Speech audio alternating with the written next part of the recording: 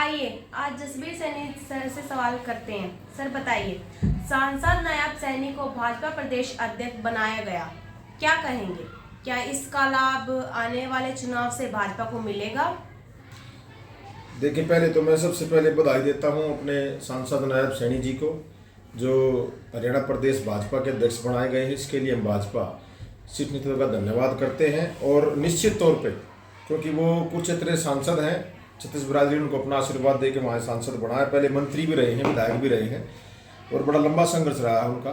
निश्चित तौर पे आने वाले लोकसभा और विधानसभा चुनाव में नायब सैनी जी का प्रदेश अध्यक्ष बनना भाजपा के लिए लाभदायी होगा और निश्चित तौर पे तीसरी बार प्रदेश के अंदर भाजपा की सरकार उनके नेतृत्व में बढ़ेगी। सर बताइए, कुछ लोग इसे जाट गैर जाट की राजनीति से जोड़कर देख रहे हैं, बोल रहे हैं ओम प्रकाश धनखड़ को हटाया गया जो जाट वर्ग से थे, क्या कहेंगे? देखें, ये संगठन की प्रक्रिया है। हमने पहले अपने अध्यक्ष कृष्णपाल गुर्जर भी रहे, रामविलास शर्मा जी भी रहे, उसके बाद बराला जी भी रहे, उसके बाद ओम प्रकाश धनखड़ जी थे। अब उनका कार्यकाल समाप्त हुआ तो अब नायब सैनी जी को बनाया गया है। भविष्य में जब नायब सैनी जी का कार्यकाल खत्म होगा तो और कोई प्रदेश अध्यक्ष बनेगा। तो ये एक प्रक्रिया है पार्टी की, लेकिन जो लोग इसको जातिवाद से जोड़कर देख रहे हैं, भाजपा में जार गैर जाट की राजनीति नहीं होती। नायब सैनी छत्तीस बरादरी के सांसद हैं और भाजपा छत्तीस बरादरी को साथ लेकर राजनीति करती है। ये जो छोटी मानसिकता के लोग हैं, जो धार्मिक प्रचार कर रहे हैं कि धनखड़ साहब को हटाया गया है, धनखड़ साहब को हटाया नहीं गया, उनको प्रमोट किया गया है। उनको प्रदेश अध्यक्ष की जिम्मेदारी, उनका कार्यकाल समाप्त हुआ था, इसीलिए उनको केंद्र में राष्ट्रीय सचिव बनाया गया है भाजपा का, जो एक बहुत बड़ा पद है। एक आम कार्यकर्ता को राष्ट्रीय सचिव बनाना बहुत बड़ी बात है भाजपा में, और ये संभव भी भाजपा में हो सकता है। तो ये जो धार्मिक प्रचार जो लोग कर रहे हैं वो गलत है, क्योंकि ये प्रक्रिया है। उस प्रक्रिया के तहत नायब सैनी जी को भाजपा प्रदेश अध्यक्ष बनाया गया है और नायब सैनी जी में क्षमता है सभी वर्गों को साथ लेके चलने की, और निश्चित तौर पर इसका लाभ पार्टी को मिलेगा। अच्छा सर, ये बताइए, हुड्डा कांग्रेस वाले बोल रहे हैं सांसद नायब सैनी को प्रदेश अध्यक्ष बनाने से कुछ नहीं होगा, क्या कहेंगे? हुड्डा कांग्रेस के पास कहने को कुछ नहीं है, इसीलिए वह इस तरह की बयानबाजी कर रहे हैं। लेकिन उनको पता लगेगा आने वाले समय में कि एक ओबीसी वर्ग का चेहरा जो भाजपा ने आगे किया है, कि ओबीसी वर्ग जो किसी भी सरकार को बनाने में, केंद्र की सरकार हो चाहे प्रदेश की सरकार हो, उसको बनाने में अहम भूमिका निभाता है। और निश्चित तौर पे हुड्डा कांग्रेस को पता लगेगा आने वाले लोकसभा और विधानसभा चुनाव में कि जो ये फैसला भाजपा ने लिया है नायब सैनी जी को अध्यक्ष बना के, उसका लाभ जब मिलेगा तो उनकी आंखें अपने आप खुल जाएंगी। अच्छा सर, ये बताइए, हुड्डा कांग्रेस एनओली ओबीसी, एससी, ब्राह्मण या अन्य जातियों से उप मुख्यमंत्री बनाने की बात कर रहे हैं, तो आप क्या कहेंगे? देखिए, ऐसा नहीं है कि पहले इनेलो शासन में ना रही हो, ऐसा नहीं है कि पहले हुड्डा कांग्रेस शासन में ना रही हो। 10 साल हुड्डा कांग्रेस सरकार में रही, उससे पहले चौटाला साहब रहे, तो इनको तब किसी ना ब्राह्मण की याद आई, ना किसी ओबीसी वर्ग की याद आई, ना किसी एससी वर्ग की याद आई। आज सिर्फ और सिर्फ जनता को बरगलाने के लिए, सत्ता कैसे मिले, झूठ बोल के मिले, कैसे भी मिले, सिर्फ ये एक झूठ का पुलिंदा जो जनता के बीच में छोड़ रही है। लेकिन मैं नहीं मानता कि लोग इनके बहकावे में आएंगे। निश्चित तौर पे मनोहर लाल सरकार तीसरी बार रिपीट करेगी हरियाणा प्रदेश के अंदर, और ये खुद तो पहले मुख्यमंत्री बन नहीं सकते, उप मुख्यमंत्री जब बनाएंगे तो ये सिर्फ और सिर्फ एक झूठी बात है जिसको जनता कतई स्वीकार नहीं करेगी। आइए सर बताइए, क्या मनोहर लाल खट्टर जी ने परिवारवाद, क्षेत्रवाद, जातिवाद, भ्रष्टाचार समाप्त किया? इस पर आप क्या कहेंगे? मुख्यमंत्री जी के द्वारा कराए गए कुछ कार्य बताएं।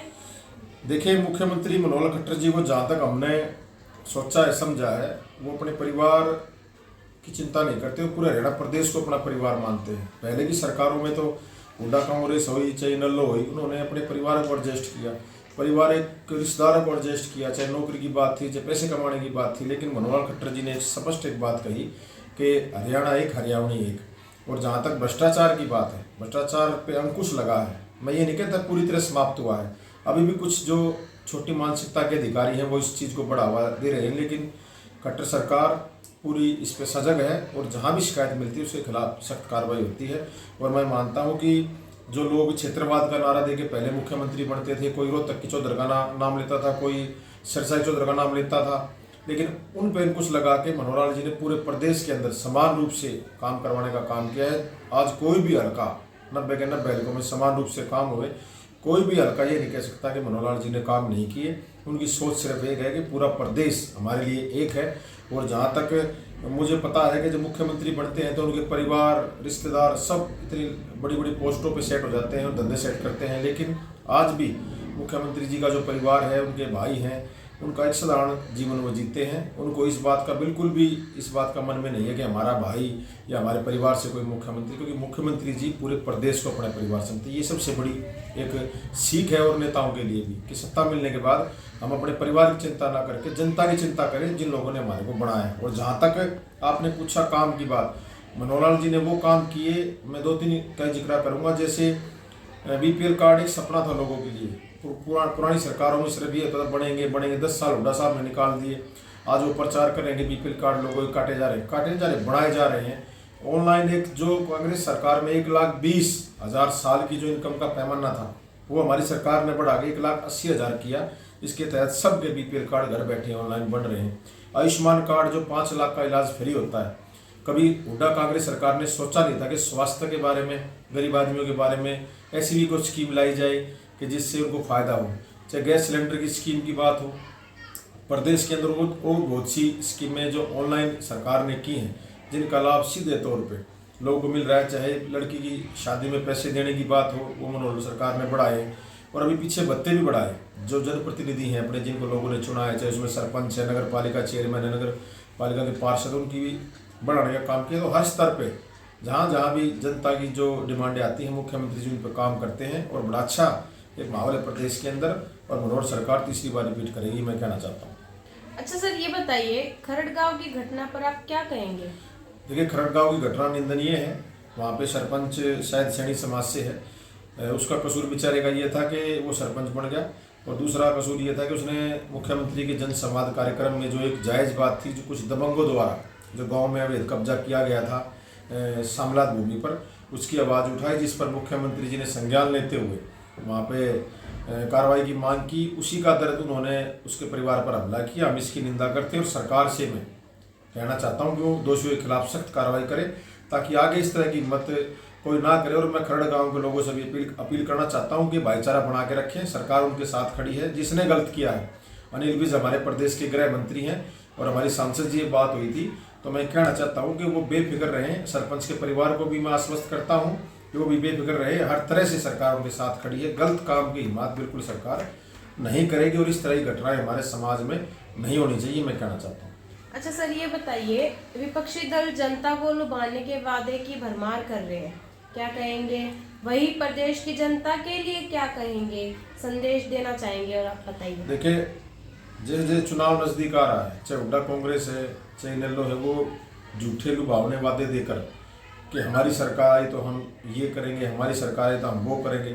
मेरा सिर्फ एक सीधा सवाल उनके लिए है कि वो सरकार में रह चुके हैं, तब उन्होंने कुछ नहीं किया, ना पेंशन बढ़ाने का काम किया, जो आज पेंशन बढ़ गई 3,000 रुपये हो चुकी है हमारी सरकार में, ना बीपीएल कार्ड बनवाने का काम किया, ना आयुष्मान कार्ड बनवाने का काम किया, ना और जो सुविधाएँ, चाहे हमारे बाईपास बढ़ने की बात हो, जहाँ भी डेवलपमेंट की बात है, उन सरकारों में कुछ नहीं है। उन सरकारों में सिर्फ जातिवाद की राजनीति हावी रही, क्षेत्रवाद की राजनीति हैवी रही। अपने आदमियों के बारे में उन्होंने सोचा, जनता के बारे में उन्होंने नहीं सोचा। पहले ऐसे मुख्यमंत्री हैं जो बिना पर्ची बिना खर्ची सरकारी नौकरी दिलवाने का काम लोगों को कर रहे हैं। पिछले शासनों में तो सरनेम देख के पैसे लेकर नौकरियां मिलती थी, तो आज उनके पास कहने के लिए कुछ नहीं है, सिर्फ वो ये जनता को गुमराह करने के लिए झूठे वादे कर रहे हैं। मेरी हरियाणा प्रदेश की जनता से अपील है, मनोहर लाल सरकार ने अच्छा काम किया 9 साल में, और मुख्यमंत्री जी ऐसे है कि उनके पास कोई भी जाके अपनी बात कह सकता है, रख सकता है, उसका समाधान भी वो करते हैं। अगर गलती से इन लोगों का दाव लगा तो चौटाला का राज भी आपने देख रखा है, किस तरह गुंडागर्दी, तानाशाही, बदमाशी हावी थी।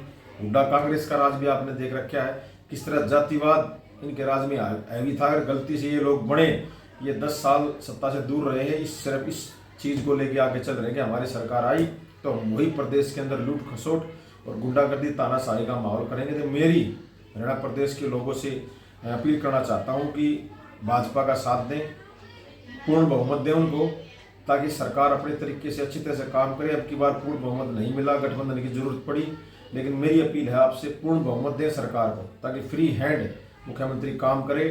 और इन लोगों से सावधान रहें जो आज आपके बीच में कोई ब्राह्मणों की बात करता है, कोई ऐसी सम्मेलन कर रहा है, कोई भी सम्मेलन कर रहा है, ये किसी के सगे नहीं है। सत्ता मिलने के बाद इनका सिर्फ एक केंद्र बिंदु होगा, जातिवाद। ये सिर्फ अपने वर्गों के लिए काम करेंगे, दूसरे वर्गों से कोई सरोकार नहीं। ये बात मैं कहना चाहता हूँ, क्योंकि इन्होंने अपने शासन में, आज आप किसी भी डिपार्टमेंट में चले जाएं, वहाँ आपको इनके द्वारा लगाए गए आदमियों की झलक साफ दिखाई देगी। आप खुद पता करें कि इन लोगों ने ओबीसी का ब्लॉक भरने की बजाय वहाँ ये लिख दिया कि यहाँ पे वैकेंसी के लिए कोई आदमी आया ही नहीं, और अपने लोगों को एडजस्ट करने का काम किया। वही लोग आज, उस समय इनके लगे हुए अधिकारी आज बड़ी बड़ी पोस्टों पर विराजमान हैं। तो वो अगर अपने पोस्टों पर विराजमान होंगे तो अपने आदमी की सुनवाई करेंगे, हमारे जैसे लोगों की सुनवाई नहीं होगी। इसीलिए इस प्रदेश के अंदर भाजपा जरूरी है, मनोहर लाल सरकार जरूरी है। और मैं पुनः आपसे अपील करूंगा, आने वाले लोकसभा और विधानसभा चुनाव में भाजपा का साथ दें, ताकि मोदी जी की नीतियां और मनोहर सरकार की नीतियां जन जन तक पहुंचे और आने वाले समय में और अधिक ताकत के साथ हम लोग काम करें। धन्यवाद। जय हिंद, जय भारत।